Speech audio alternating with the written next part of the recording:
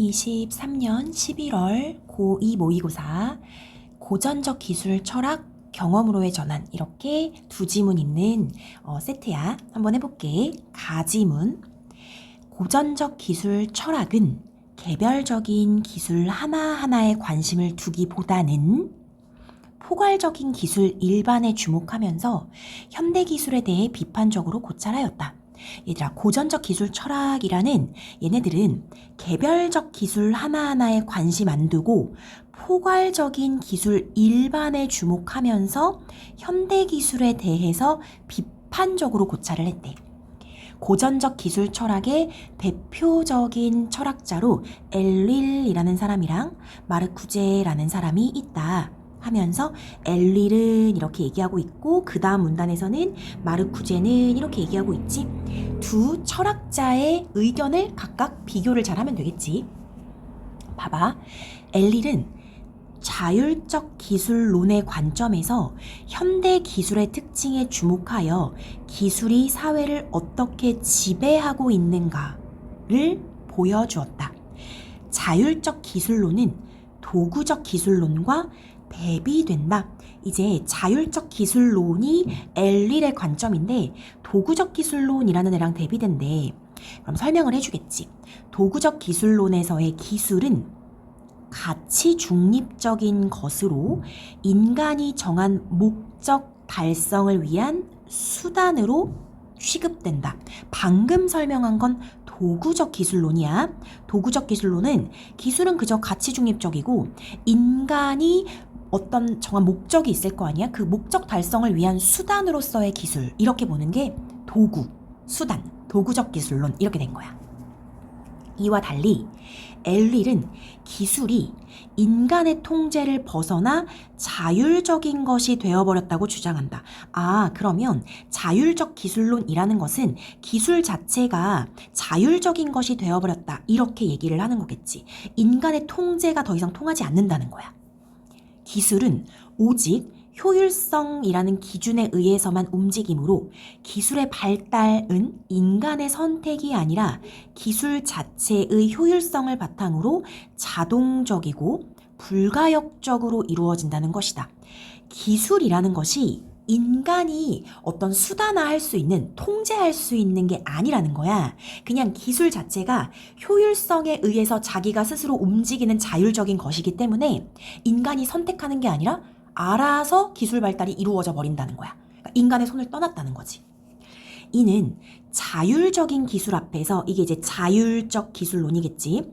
인간의 자율성은 오히려 존재하지 않게 되며 전통적 의미에서 주체와 객체의 관계였던 인간과 기술의 관계가 역전되었대.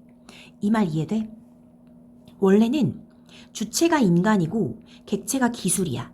그런데 그 관계가 역전됐다라는 건 어떻게 됐다는 거야?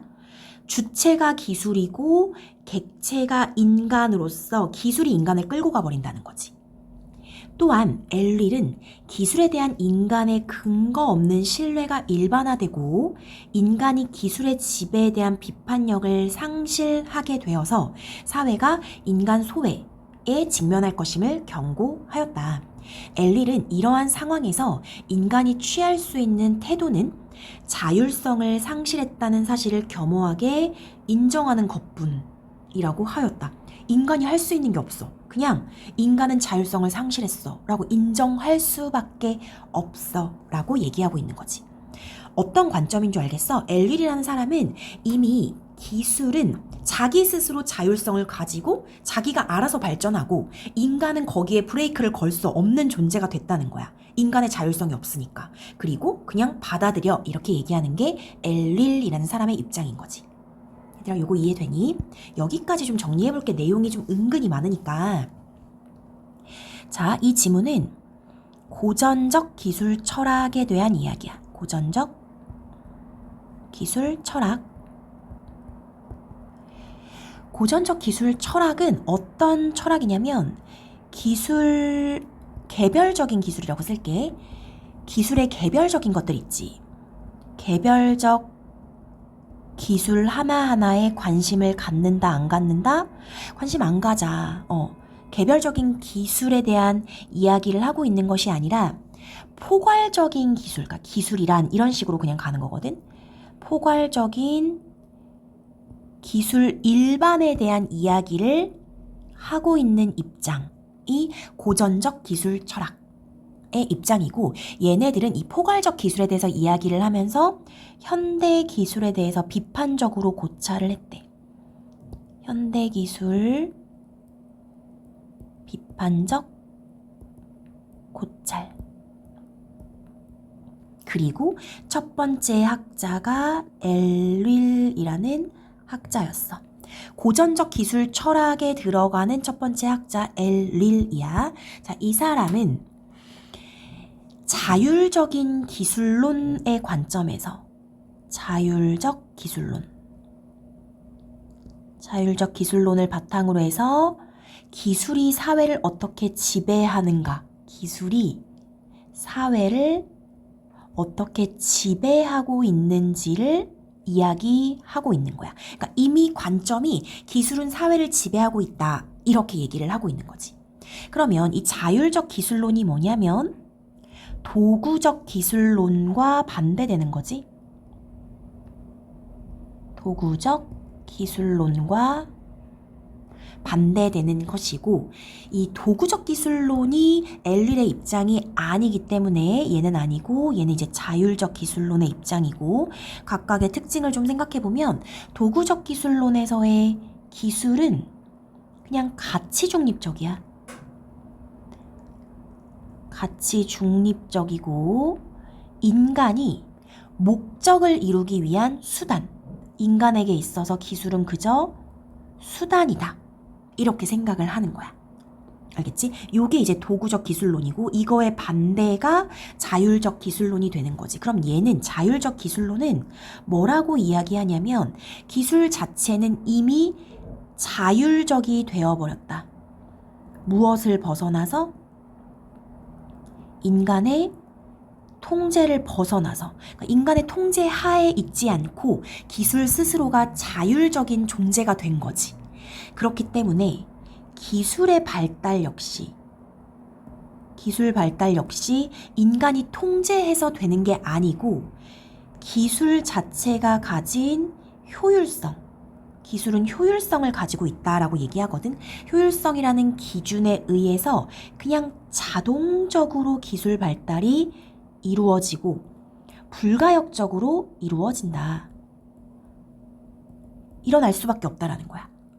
그리고 기술의 발달은 인간의 선택이 아니라는 거지. 인간이 선택해서 기술의 발달이 일어나는 것이 전혀 아니고 그냥 알아서 이렇게 된다는 거야.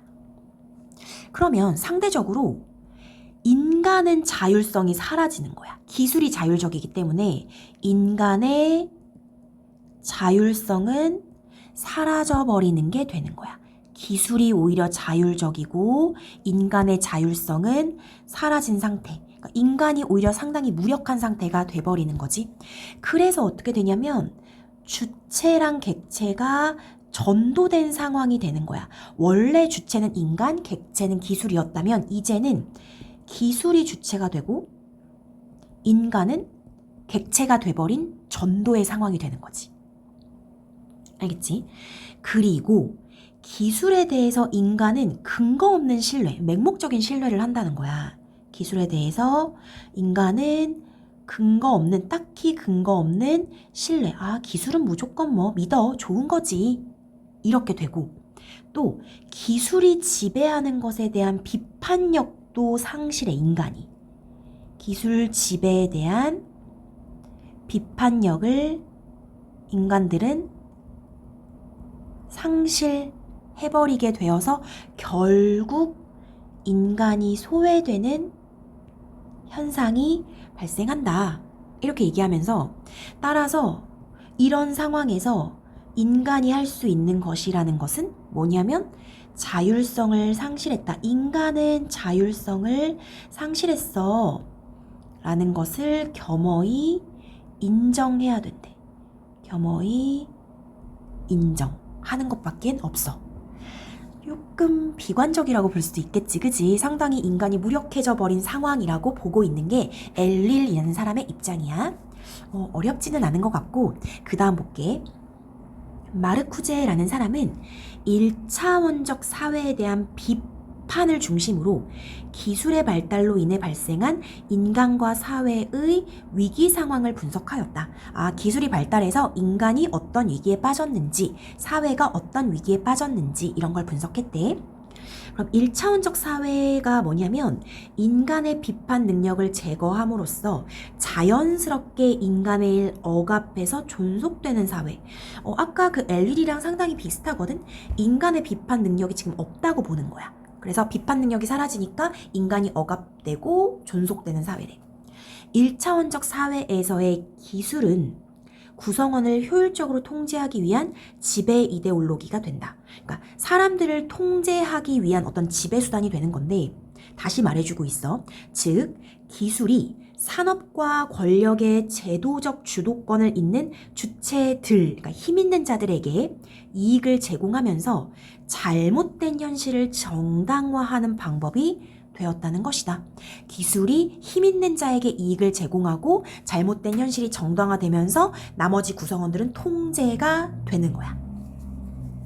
마르쿠제에 따르면 산업혁명 초기에 인간은 기술을 개발해서 고통스러운 노동에서 스스로 해방되었다. 맞지 얘들아? 기술이라는 것이 인간에게 노동 해방이라는 어떤 긍정적인 점을 갖다 줬어. 그러나 기술이 고도화되고 산업사회가 성장하면서 기술은 오히려 개인을 통제하는 방향으로 사용되었고 부작용이 일어난 거야. 그 결과 개별 주체는 내면의 자유가 박탈된 거지. 기술의 창조자였던 인간이 비판적 사유를 하지 못하는 1차원적 인간으로 전락 떨어져 버린 것이다.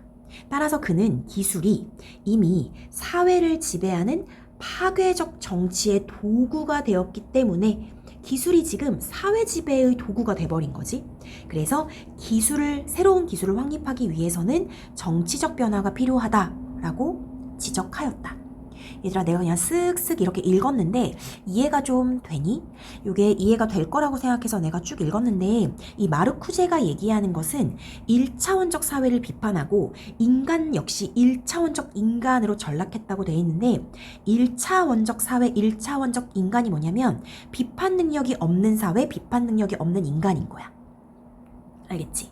그런 사회가 됐다, 그런 인간이 됐다라고 얘기하면서 기술이 어떤 사람들을 통제하고 지배하는 정치적 도구가 됐고, 새로운 기술을 확립하려면 정치적 변화가 필요해 하면서 이 사람도 상당히 기술에 대해서 좀 약간 부정적, 인간 사회에 끼친 부정적인 영향을 중심으로 얘기를 한 게 마르쿠제라고 생각을 하면 돼. 마르쿠제 정리 한번 해보자. 이 사람도 고전적 기술 철학학자야. 마르쿠제라는 사람은 1차원적 사회에 대해서 비판을 했대. 1차원적 사회에 대해서 비판을 하면서 인간 사회의 위기 상황을 분석했다. 인간과 사회가 어떤 위기에 직면하였는지를 분석한 학자가 이제 마르쿠제라는 사람인데, 그러면 1차원적 사회가 뭐지부터 시작을 했지. 1차원적 사회는 뭐냐면 인간의 비판 능력이 제거된 거야. 인간에게는 원래 비판적 사유를 할 수 있는 능력이 있는데 인간의 비판 능력이 제거.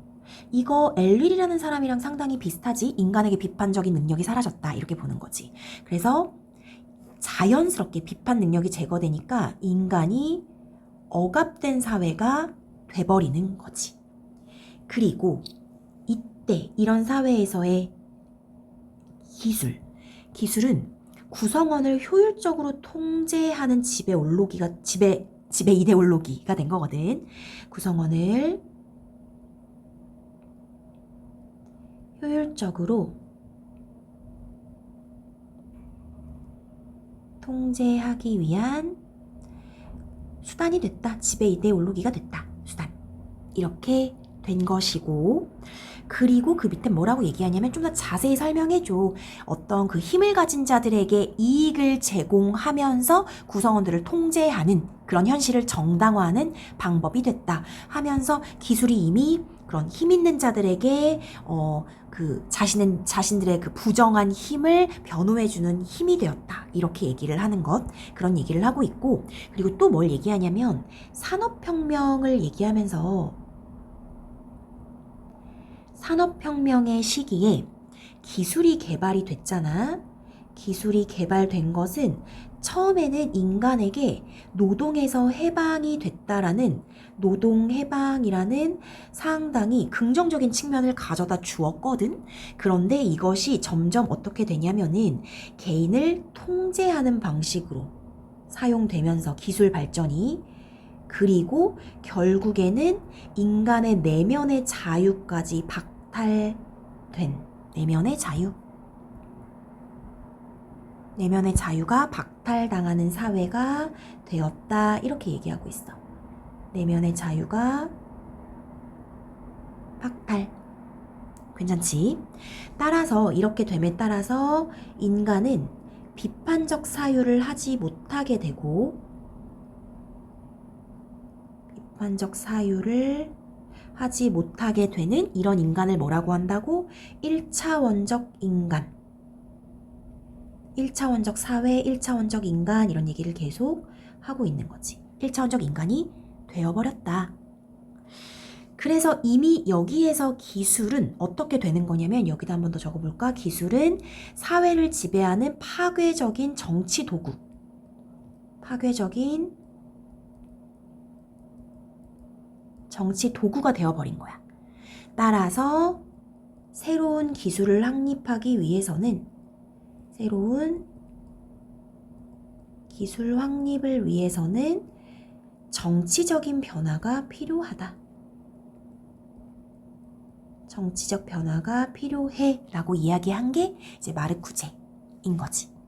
그래서 이 마르쿠제랑 엘릴이란 사람은 고전적 기술 철학자들이고 현대 기술에 대해서 비판적으로 고찰을 둘 다 하고 있고, 둘 다 상당히 기술이 지금 사람과 사회에게 악영향을 좀 끼치고 있고, 이미 기술이 사회를 지배하고 있고, 기술이 어떤 파괴적인 도구로 쓰이고 있어. 이런 식으로 얘기를 하고 있고, 인간은 비판 능력을 상실한 채 지금 기술에게 끌려가고 있어. 이런 입장이 고전적 기술 철학이야. 딱 봤을 때 개별적 기술에 대한 얘기는 전혀 없지. 그냥 기술이란 하면서 얘기를 하고 있는 게 고전적 기술 철학. 넘어가 볼게. 그 다음 나지문은 좀 다른 얘기를 하고 있거든. 한번 보자. 기술 일반에 대해서 추상적으로 고민할 것이 아니라 실제 기술에 대한 경험적 연구를 수행해야 한다고 믿은 철학자들은 자신들의 시도를 경험으로의 전환이라고 불렀다. 다른 철학자들이 있는 거야. 앞에 있는 고전적 기술 철학자들이랑 좀 다르지. 이들은 고전적 기술 철학자들이 기술이 초래한 문제들에 집착한 채, 방금 얘기했잖아. 기술을 외부에서만 관찰이 가능한 커다란 암흑상자로 취급해왔다고 비판했다. 누굴 비판했다고? 고전적 기술 철학자들을 비판한 거야. 기술을 그냥 겉에서만 이렇게 관찰한 채 이야기를 했다라는 거지. 그리고 개별 기술들의 내용과 발전 과정들을 구체적으로 분석하고 그 토대 위에서 철학적 사유가 진행되어야 한다고 보았다. 앞에랑 완전 다르지? 경험으로의 전환이라는 철학자들은 고전적 기술 철학자들과 완전 반대에 있는 사람들인 거야. 한번 적어보자. 얘네들은 이제 경험으로의 전환이라는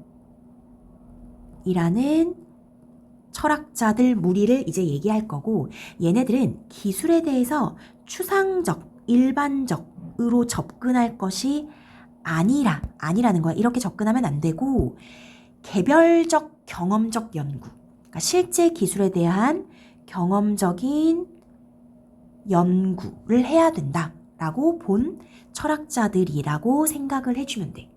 그리고 얘네들은 당연히 아예 그 고전적 기술 철학자들하고 생각하는 게 다르기 때문에 고전적 기술 철학자들을 비판한 거지. 왜 비판했냐라고 하면은 너무나도 너네들은 기술에 대한 문제에만 집착했다. 기술로 인한 문제에만 집착했어. 우리 벌써 앞에서 확인했잖아. 그리고 기술 자체를 외부에서만 관찰이 가능한 암흑상자처럼 취급했다. 외부에서만 관찰할 수 있는 어떤 암흑상자. 그러니까 상자 안에 뭐가 있는지 딱히 보지 않고 겉에서만 깜깜한 블랙 상자를 보고서는 기술이 이런 거야 이렇게 얘기했다라는 거야. 그런 면을 비판한 거야. 그러니까 이렇게 겉으로만 볼 게 아니라 개별 기술들에 대해서 얘네들은 이제 개별 기술들 그것들을 구체적으로 분석하고 그 위에다가 철학적인 생각들을 해야 돼 라고 본 애들이 경험으로의 전환 이렇게 생각하면 돼. 자, 그 다음 볼게. 경험으로의 전환은 기술에 대한 서술적 접근 방식과 규범적 접근 방식으로 나누어 볼 수 있다. 경험으로의 전환은 두 가지로 나눈 거야. 서술적 접근 방식과 규범적 접근 방식. 우선 서술적 접근 방식은 경험적 근거를 바탕으로 기술을 세밀하게 관찰하여 기술이 가지는 특징들을 상세하게 분석하는 데 치중하는 것을 의미한다. 그러니까 얘네들은 뭘 하냐면 서술적 접근 방식 애들은 경험적 근거, 그러니까 직접 경험해봐서 기술을 완전 세밀하게 관찰해서 분석하는 거야. 그러니까 이미 포괄적이고 추상적인 기술이 아니라 기술 하나하나에 대한 세밀한 관찰 이런 거에 토대를 두고 있는 거지. 특히 돈 아이디라는 사람은 일상에서 생생하게 감지되는 기술 그 자체, 곧 현상적 차원에서의 기술의 역할에 주목하였다. 현상적 차원이라는 말이 뭐야? 일상에서 생생하게 감지되는 기술. 그러니까 우리 일상생활에서 마주할 수 있는 기술을 현상적 차원이라고 보는 거거든. 그 현상적 차원에서의 기술의 역할에 주목하였다. 이것을 통해 인간이 세계를 인식하는 틀에 미치는 기술의 영향을 분석하고 얘들아 봐봐. 인간이 세계를 인식하는 틀이 있다라는 거야. 인간이 어떤 세계를 인식하는 틀이 있는데 거기에 미치는 기술의 영향이래. 그럼 뭐가 뭐한테 영향을 주는 거니? 기술이 인간의 세계 인식의 틀에 영향을 주는 거지. 기술이라는 것이 세계 인식의 틀에 영향을 준다라는 거야. 그리고 인간과 기술의 관계에 대해서 탐구하였다. 하면서 그 다음은 인간과 기술의 관계를 하면서 이거에 대해 세부적으로 얘기를 하는 거거든. 우리 여기까지 일단 정리해보고 다시 읽을게. 일단 경험으로의 전환에서 서술적 접근 방식부터 설명하는 거야. 서술적 접근 방식. 서술적 접근 방식은 어떻게 하는 거냐면 경험적 근거를 바탕으로 그러니까 경험해야 하는 거야. 경험적 근거를 바탕으로 기술을 세밀하게 관찰하는 거지. 세밀하게 관찰하여서 기술의 어떤 상세한 특징을 분석하는 게 서술적 접근 방식이야. 그리고 이 서술적 접근 방식을 쓴 학자는 돈 아이디라는 사람이 있는데 이 사람은 어떤 것에 주목을 했냐면 현상적 차원에서의 기술의 역할. 현상적 차원에서의 기술의 역할에 대해서 얘기를 했는데 현상적 차원이 뭐냐면은 일상에서의 기술이야. 일상에서의 기술. 얘들아, 우리 일상에서 기술을 엄청 접하고 사는 거 알지? 뭐 다 기술 덩어리들이야. 스마트폰만 해도 기술의 어떤 총합이잖아? 이런 식으로 우리가 직접 일상에서 맞이할 수 있는 그런 기술에 대해서 어떤 역할을 하는지 이것에 주목한 거고, 그래서 그것을 통해서 기술이 우리가 세계를 인식하는 틀에 영향을 미친다 이렇게 본 거야. 그래서 기술이 영향을 주거든? 기술이 영향을 주는데 뭐에 영향을 주는 거냐면 인간이 세계를 인식하는 틀. 우리가 세계를 인식하는 어떤 틀이 있는데 그게 기술의 영향을 받을 수밖에 없다라는 거야. 이거 무슨 말인 줄 알겠어? 지금 이제 너희가 스마트폰을 너무 어렸을 때부터 이제 너무 당연한 기술로 접하고 살아왔잖아. 그 스마트폰이라는 기술을 통해서 세계를 인식하는 것과 옛날에 아예 스마트폰이 없었던 시절에 그런 기술을 접하지 못한 사람들이 세계를 인식하는 틀은 너무 다를 수밖에 없는 거야. 그래서 기술이라는 것은 인간이 세계를 어떻게 인식하는지에 영향을 미칠 수밖에 없다는 거지. 이제 그런 걸 얘기한 게 돈 아이디고, 그리고 마지막으로 인간과 기술의 관계에 대해서 이야기를 하였대. 그리고 인간과 기술의 관계에 대해서 자세히 얘기한 게 세 번째 문단이지. 계속 가볼게. 그는 인간과 기술의 관계를 체형관계, 해석관계, 배경관계 이렇게 설명하는데 먼저 1번 체형관계란 기술이 인간의 신체적 기능을 확장하는 역할을 하는 관계래. 기술로 인해서 인간의 신체적 기능이 확장된대. 이거 뭔 소린가? 이렇게 생각이 되는데 안경처럼 예를 드니까 너무 쉽다. 안경처럼 기술이 인간 몸의 일부와 같이 기능하는 것인데 그치? 우리가 안경을 씀으로 인해서 우리의 눈의 기능을 확장 뭐 보청기를 쓴다라고 하면은 우리가 들을 수 있는 어떤 귀의 기능이 확장 이런 것들이 다 체형관계가 되는 거야. 인간은 이러한 기술을 통해서 세계를 경험하게 된다. 맞지? 그 다음 두 번째 해석관계는 기술이 해석을 필요로 하는 텍스트를 인간에게 제공하는 관계. 다시 볼까? 기술이 해석을 필요로 하는 텍스트라는 것을 인간에게 제공해 준대. 이게 무슨 말인가? 전자현미경으로 미시 입자를 탐구하는 경우 전자현미경 속에 보이는 것은 세계에 관한 텍스트. 너네 전자현미경 속에 보이는 것이 실제 현미경이 없으면 안 보이잖아. 우리 눈에 안 보이는 게 많은데 전자현미경이라는 기술을 사용하는 순간 우리에게 해석할 수 있는 어떤 세계를 보여준다는 거야. 그래서 전자현미경 속에 보이는 이 것들이 뭐냐면 해석을 필요로 하는 텍스트, 우리에게 해석을 할 수 있게끔 하는 어떤 것을 제공한다 이렇게 생각하면 되는 거야. 인간은 이를 해석하여 보이지 않는 세계에 대한 정보를 획득할 수 있다. 그래서 전자현미경 같은 기술은 우리와 해석관계에 놓여 있다. 마지막으로 배경관계, 3번이야. 배경관계는 기술이 인간의 삶이 영위되는 환경을 구성하는 것, 우리의 삶의 환경을 구성하는 것인데 보일러처럼 기술이 인간에게 환경의 일부처럼 여겨지는 관계이다. 이렇게 세 가지 관계. 안 어렵지? 예를 들어주니까 상당히 쉬운 것 같아. 자, 정리해볼게. 세 번째, 인간과 기술의 관계. 인간과 기술의 관계가 세 가지가 있었어. 첫 번째가 뭐였냐면은 체현관계. 체현관계. 체현관계가 뭐예요? 라고 얘기를 하면은 기술이 인간의 신체 기능을 확장하는 거지. 인간의 신체 기능을 확장시켜주는 것. 어떤 게 있어요? 라고 하면 안경이라고 생각하면 너무 쉬워지는 것. 이 안경을 통해서 우리는 세계를 경험하게 되는 거고, 두 번째는 해석관계가 있었어. 해석관계는 기술이 인간에게 해석을 필요로 하는 텍스트를 제공하는 거. 기술이 인간에게 해석을 필요로 하는 텍스트를 제공해 준다.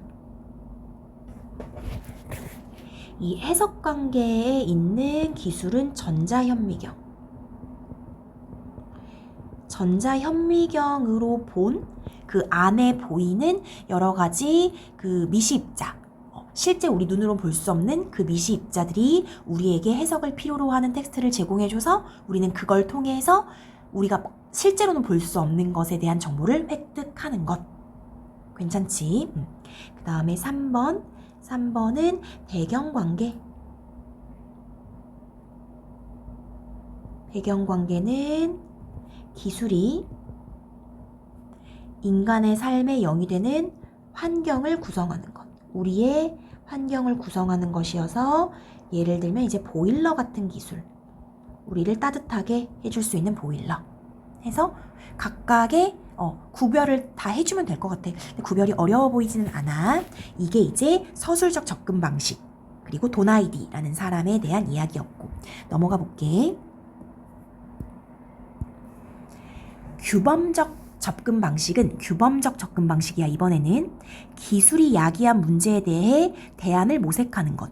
기술이 불러온 문제들에 대해서 대안을 찾는 것이 규범적 접근 방식이야. 이 규범적 접근 방식에서는 고전적 기술 철학자들이 기술 사회의 문제와 상황의 심각성을 지적하면서도, 우리 앞에서 봤지? 계속 지적하는 거. 구체적인 대안은 제시하지 않았다고 보았다. 그치? 우리 읽으면서 앞에서 그 고전적 기술 철학자들이 되게 문제만 얘기하고 그래서 어떻게 극복할 수 있는데에 대한 얘기는 안 한 거야. 그래서 이 규범적 접근 방식, 이 경험으로의 전환의 규범적 접근 방식에 있는 학자들은 그런 면에서 고전적 기술 철학자들을 비판할 수밖에 없겠지. 핀버그라는 사람은 사회 구성주의자들의 이론을 토대로 기술의 민주화를 주장하였다. 규범적 접근 방식에서 이제 핀버그라는 사람이 있는 거고, 이 사람들은 사회 구성주의자의 이론을 토대로라고 했으니까 사회 구성주의자들의 이론이 이 핀버그의 이론과 일치하는 거겠지. 그렇다면 사회 구성주의자들에 따르면 기술의 발달은 효율성과 같은 일정한 법칙에 의해 이루어지는 것이 아니다. 사회 구성주의자들은 특정 기술과 관련된 사회 집단의 상호작용에 의해 여러 가지 변화 가능한 방향 중 하나가 무의식적이고 우연히 선택돼서 기술의 발달이 이루어진 것이라고 보았다. 자, 조금 복잡한데 사회 구성주의자들은 기술의 발달에 대해서 뭐라고 했냐면 그냥 어떤 특정 기술과 관련된 사회 집단의 상호작용에 의해서 그냥 어떤 하나가 우연히 선택돼서 기술의 발달이 이루어진 거지, 어떤 법칙, 꼭 효율적인 것으로 가야 되는 그런 효율성과 같은 법칙에 따라서 기술의 발달이 이루어진 건 아니다. 이렇게 본 거야. 그래서 핀버그 다시 나왔어. 이러한 우연성이 기술의 변화에 인간이 개입할 여지가 충분하다라는 것을 보여주는 것이며, 인간이 기술의 발달을 긍정적으로 바꿀 수 있다고 힘주어 말하였다. 이렇게 얘기한 거지. 조금 추상적이어서 어렵지. 적으면서 조금 볼게. 규범적 접근 방식이고, 규범적 접근 방식.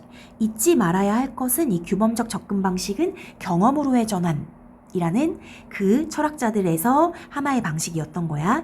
얘네들은 주로 무엇을 하냐면 기술이 야기한 문제가 있을 거 아니야. 그 문제에 대해서 대안을 모색하는 방식이야. 대안을 모색하는 방식. 그리고 얘네들은 고전적 기술 철학자들을 비판한 거지.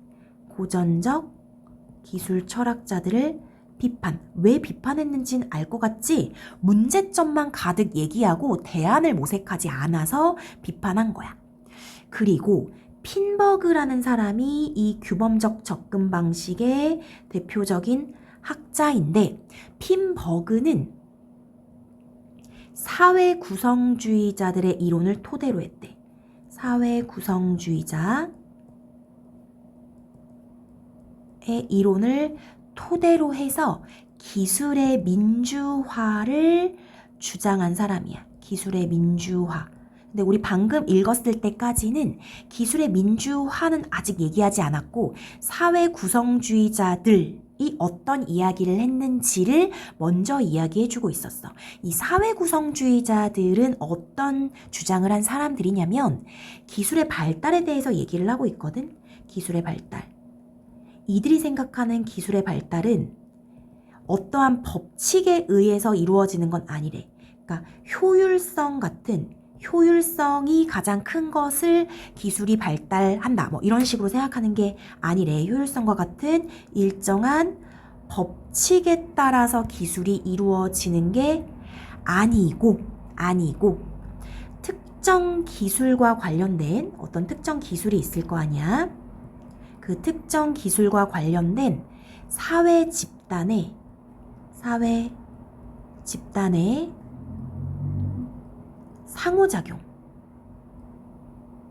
상호작용에 의해서 여러 가지 변화 가능한 방향 중 하나가 무의식적이고 우연적으로 선택된대. 그래서 기술의 발달이 이루어진 거야. 이렇게 보는 게 사회 구성주의자들의 이론이었어. 그렇기 때문에 핀버그는 이걸 이제 수용한 사람이잖아.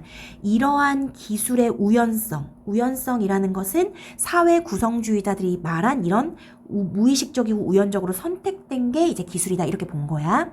이 우연성으로 인해서 기술의 변화에 인간이 개입할 수 있는 여지가 충분히 있고, 따라서 인간이 기술의 발달을 긍정적으로 바꿀 수 있다. 이렇게 본 거지. 누구랑 상당히 대조적인 게 느껴지니 고전적 기술 철학자들은 인간이 절대 개입 못한다 그랬잖아. 이미 기술은 자기만의 자율성을 가지고 효율적인 특징을 가지고 막 움직인다고 했으니까. 그리고 어떻게 인간이 그 안에 개입할 수 없다라고 봤는데 이제 핀버그는 아니라고 하는 거야. 이런 우연성에 따라서 기술이 움직이기 때문에 충분히 인간이 개입할 수 있고 심지어 긍정적인 방향으로 바꿀 수 있다. 조금 희망적으로 얘기한 게 이제 핀버그야. 좀 더 보자. 사회 구성주의자들이 개별 기술의 발달 방식을 파악하는 데 주력하여 기술의 발달 과정에 사회적 합의가 있다는 것을 발견하는 데 만족했다면 다시 사회 구성주의자들이야. 얘네가 발달 방식을 파악했잖아 방금? 무의식적이고 우연적으로 선택된다. 그리고 사회적 합의가 있다. 특정 사회 집단의 상호작용에 의해서 발달한다. 이렇게 했으니까. 거기까지 만족했다면 핀버그는 더 나아가서 이 기술 코드를 민주적으로 바꾸어야 한다고 강조하며 기술 사회의 바람직한 발전 방향을 제안하였다. 기술 코드가 뭔지 모르잖아. 기술 코드란 기술이 정의되고 활용되는 방식이고 디자인, 역할, 기술이 가진 사회적 의미 등을 다 포괄하는 개념이래. 기술 코드는 기술의 디자인, 기술의 역할, 사회적 의미 다 포괄해서 기술 코드야. 그는 기술에 대한 사회적 선택의 과정을 의식적 차원에서 공론의 장으로 끌어내고 보다 광범위한 집단이 선택권을 나누어 가지면서 기술 발달의 민주화를 위해 노력하는 것이 필요하다고 강조하였다. 이게 바로 아까 얘기한 기술의 민주화인가 봐. 그러니까 얘들아 이게 어떻게 되는 거냐면 이 기술의 발달이 사회적 합의가 있다. 그리고 어떤 사회적 합의가 있기 때문에 인간이 개입할 수 있다. 여기까지가 사회 구성주의자들이라면 이 핀버그라는 사람은 거기서 더 나아가서 사회적으로 선택하는 그 기술의 발달을 선택하는 과정을 공론의 장으로 끌어와서 모든 집단들이 그 기술 발달에 다 참여해서 여러 사람의 의견을 수렴해서 기술 발달을 이루어야 한다. 이렇게 본 거야. 요거 이해되니? 그래서 정리를 좀 해보자. 아까 앞에랑 거의 이어지는 거야. 나 그냥 4번이라고 쓸게. 이어서 4번 사회 구성주의자들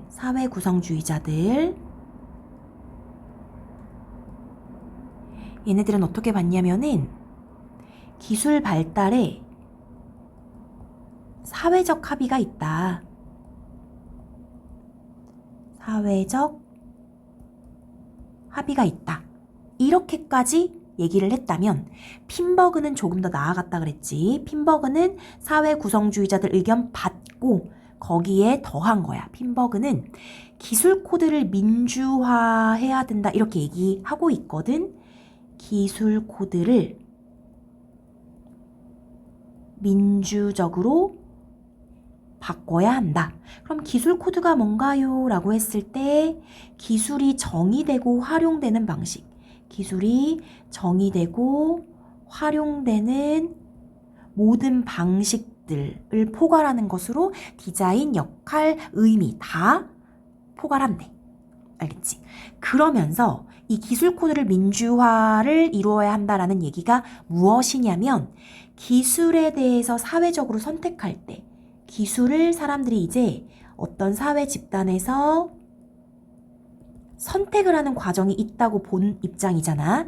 이때 이 선택 과정 자체를 공론의 장으로 끌어오는 거야. 사람들 모두 의견을 나눌 수 있도록.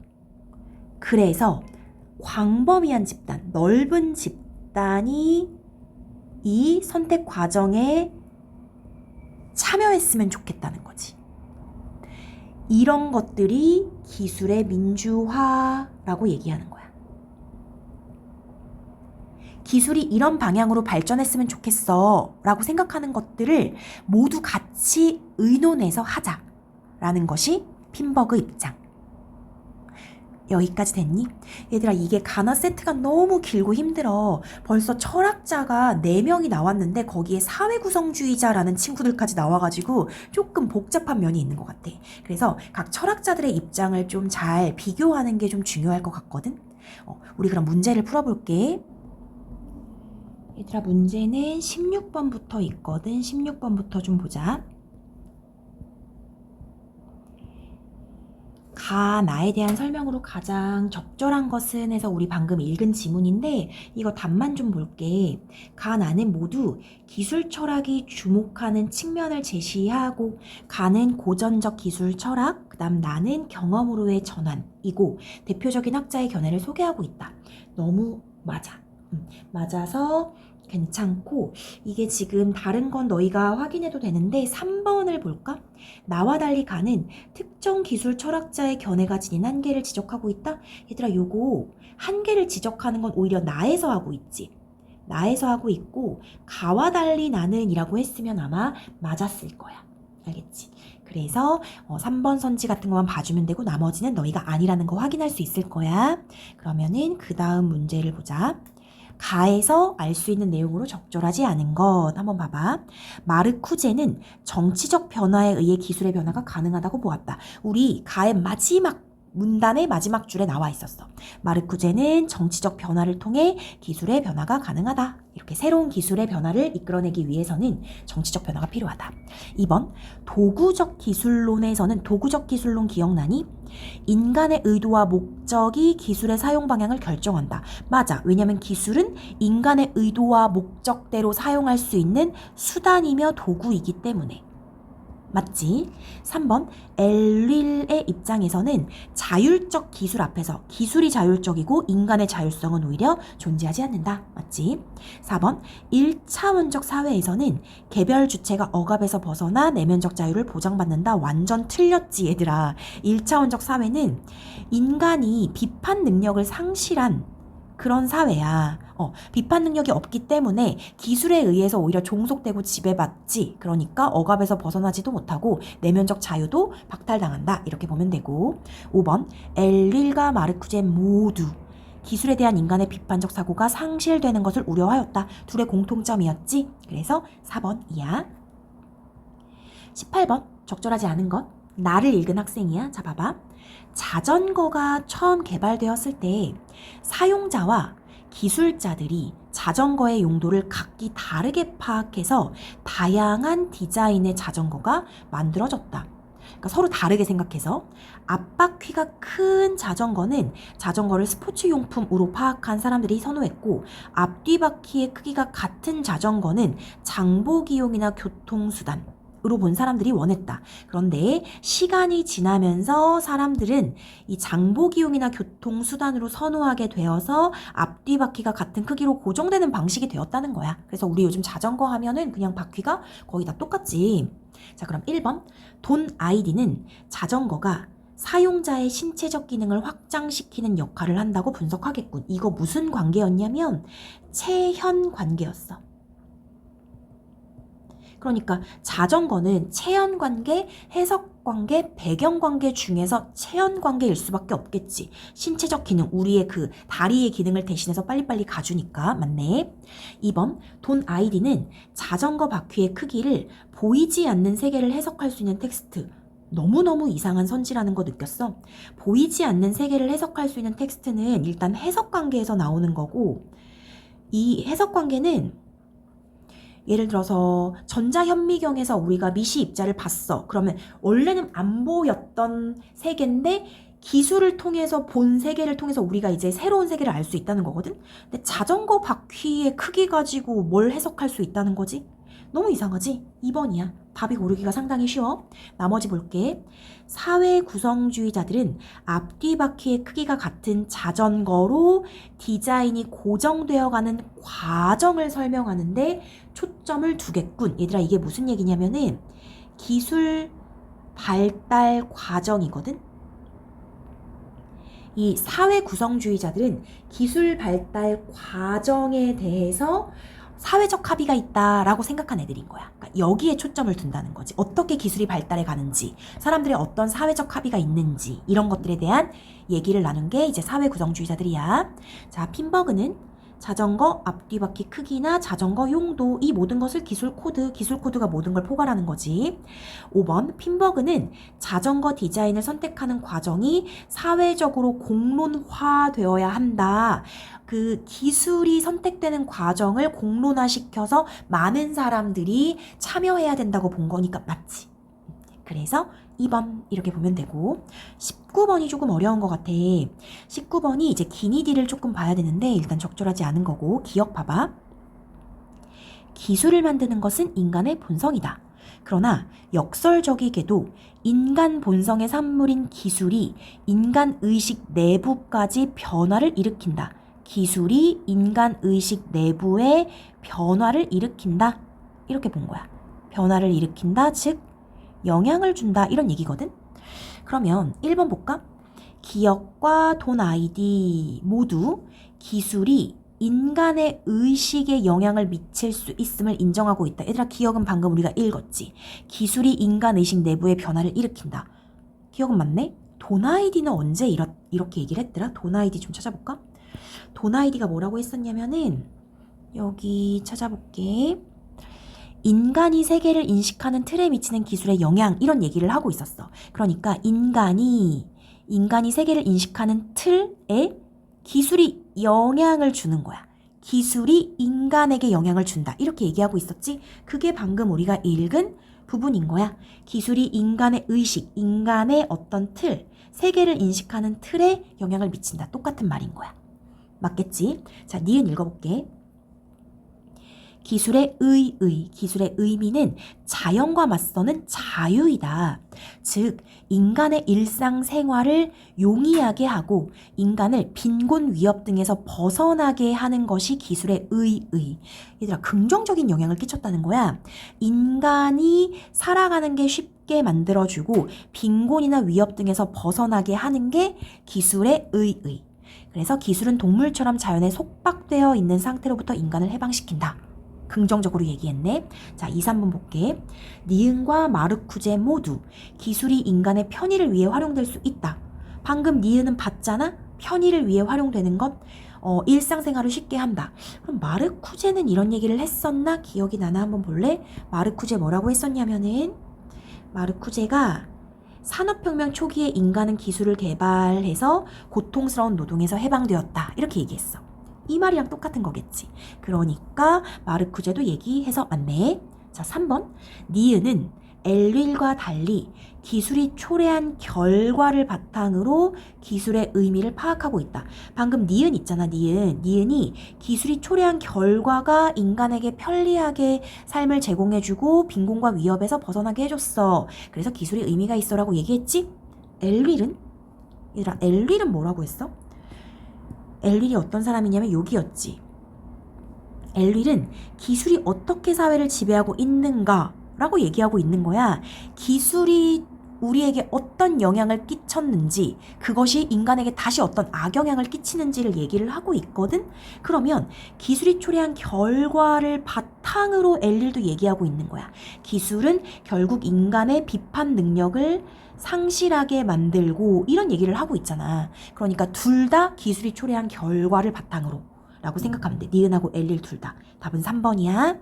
디귿 봐야겠지.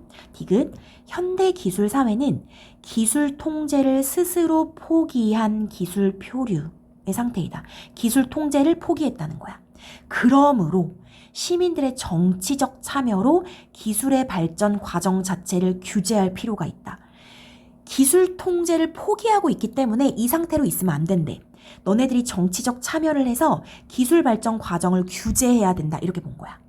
기술은 만든 이의 의도와 무관하게 사회 구성원들의 삶을 특정한 방향으로 이끌어가는 정치적 영향력이 있다. 기술은 정치적 영향력을 갖기 때문에 사람들의 정치적 참여가 필요해. 이렇게 얘기한 게 디귿인 거야. 자, 4, 5번. 디귿과 핀버그 모두 기술이 야기한 문제를 해결해야 할 과제로 인식하고 있다. 우리 핀버그는 방금 읽었던 거니까 기억이 좀 나지. 비교적 최근에 읽은 거니까. 디귿이 방금 얘기했잖아. 기술이 야기한 문제를 해결해야 할 과제.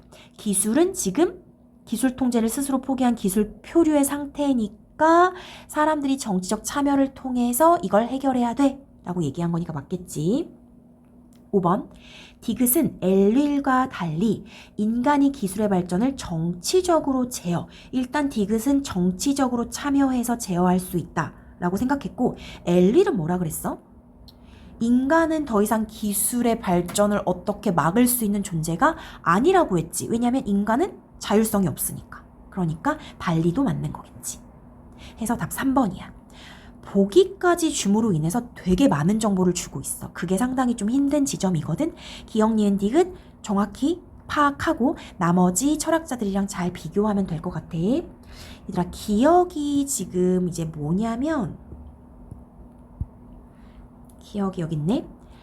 암흑상자로 취급한 거, 이게 무슨 얘기냐면 고전적 기술 철학자들이 기술이 초래한 문제들에 집착하고 외부에서만 관찰이 가능한 암흑상자로 취급했어 하면서 경험으로의 전환 친구들이 이제 비판한 거야. 이 의미가 뭐냐라고 했을 때 4번 봐봐. 기술 자체에 대해서 몰라. 암흑상자로 생각하니까. 그리고 그냥 기술로 인해 생기는 상황에만 집착한다라는 거지. 기술 자체는 상자 안을 들여다볼 생각은 못하고 기술로 인해 어떤 부정적인 영향이 발생했는지만 집착하는 것. 맞겠지. 그래서 4번이고 1번 봐봐. 기술에 대해 관찰해서 경험적 연구? 이거 지금 기억이 고전적 기술 철학자 애들이니까 관찰 경험적 아니지. 기술 간의 상호작용을 무시한 채 개별 기술 분석한 적 전혀 없고 기술을 막연한 것으로 인식한 거지. 5번 기술의 변화에 대한 두려움에 연연해서 기술에 대해 분석하기를 꺼린다. 분석 자체는 했었지. 그래서 4번 해주면 되고 21번 적절하지 않은 거 너희가 잘 풀었을 텐데 이거 3번이야. 지금 세밀하게라고 나와 있거든. C가 세밀하다라는 거랑 빠르다는 게 같지 않겠지. 그래서 어휘 문제는 쉬웠어. 이번에도 너무 길어졌지. 좀 자세히 하다 보니까 길어졌는데 내용이 방대해서 힘든 것 같아. 그래서 한 명 한 명씩 자세히 좀 살펴보는 과정이 필요해. 너무 수고 많았어. 여기까지 할게.